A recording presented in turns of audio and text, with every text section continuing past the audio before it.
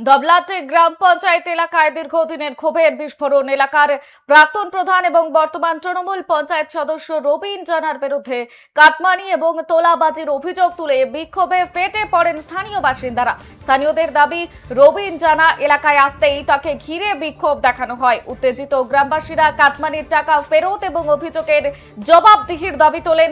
জনরোষের মুখে পড়ে প্রকাশ্যেই কান ধরে উঠবোস করে ক্ষমা চাইতে দেখা যায় তাকে। আর এই ঘটনার ভিডিও সোশ্যাল মিডিয়ায় ছড়িয়ে পড়তেই ব্যাপক চর্চা শুরু হয়েছে। যদিও এই ঘটনার বা এই ভিডিওর সত্যতা যাচাই করেন এবিএসকে নিউজ। আর এদিকে ঘটনার পর রবিন জানাকে গঙ্গাসাগর কোস্টাল থানায় আটক করা হয়েছে বলেই জানা গিয়েছে।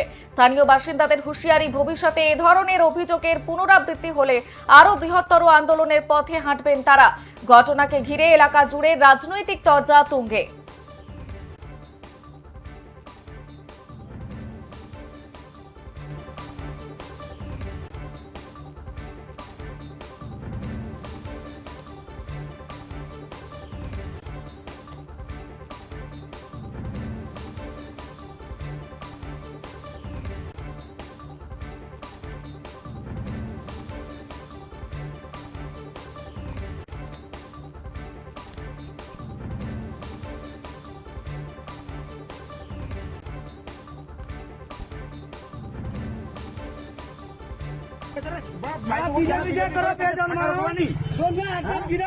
আজকে তৃণমূলের নেতা কান ধরে উঠবোস করলো কেন? এই ব্যক্তি তৃণমূলের প্রাক্তন প্রধান, বর্তমানে পঞ্চায়েতের প্রতিনিধি। এই ব্যক্তির বিরুদ্ধে একাধিক কাটমানির অভিযোগ রয়েছে।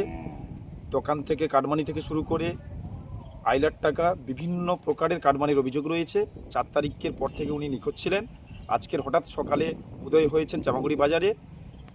জনগণ ওনার কাছ থেকে সেই কাটমানির টাকা ফেরত চায় এবং প্রকাশ্যে কান ধরে উদ্বোসনা করানো হয়। পরবর্তীকালে ওনাকে গঙ্গাসাগর কোস্টাল থানার অধীনে ওনাকে সমর্পণ করানো হয় এবং আমরা চাইছি এই কাটমানির সঙ্গে যেসব তৃণমূল নেতা যুক্ত রয়েছে তাদের সবাইকে আইনের আওতায় এনে